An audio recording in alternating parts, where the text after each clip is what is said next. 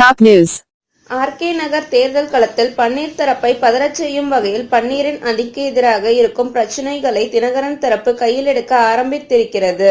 லேட்டஸ்டாக முன்னாள் IAS அதிகாரி சந்திரலேகா மீது ஆசிட் வீசப்பட்ட விவகாரத்தில் சூத்திரதாரி பன்னீர் அணி வேட்பாளர் மதுசூதனனே என்கிற பகீர் குற்றச்சாட்டை வைக்கப் போவதாக தினகரனின் தரப்பில் ஆலோசித்து வருகிறார்கள்.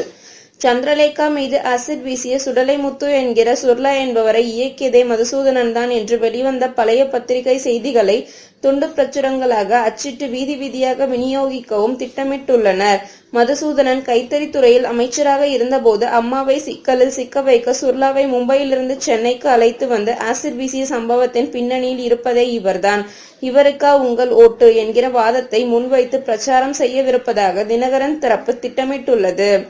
இதற்காக சுப்பிரமணிய சுவாமியிடம் ஆலோசனை செய்திருக்கிறது தினகரன் அணி.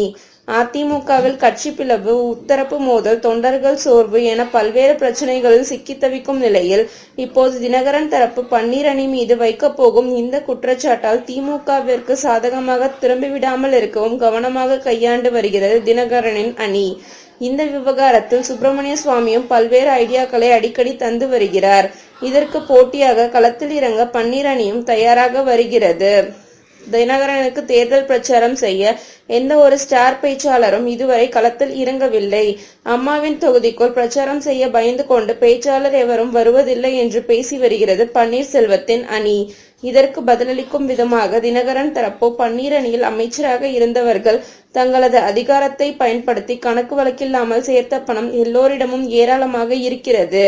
ஆனால் அதை யார் எடுத்து செலவு செய்வது என்பதில் தான் இப்போது பிரச்சனை அவர்களுக்குள்.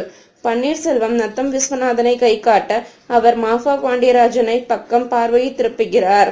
ஆனால் மாப்பா செலவு செய்வதில் சுணக்கம் காட்டுகிறார். ஆதலால் அங்கு தொண்டர்கள் யாரும் பிரச்சாரத்திற்கு போவதில்லை. எனவே தொண்டர்கள் மறுபடியும் எங்கள் அணிக்கே திரும்பி வருகிறார்கள் என்கிறது தினகரனின் தரப்பு. பதிலுக்கு தினகரனை வீழ்த்த பன்னீர் என்ன செய்ய போகிறாரோ? இது போன்ற செய்திகளை உடனுக்குடன் அறிய டாப் நியூஸ் சேனலை சப்ஸ்கிரைப் செய்யுங்கள். நன்றி, வணக்கம்.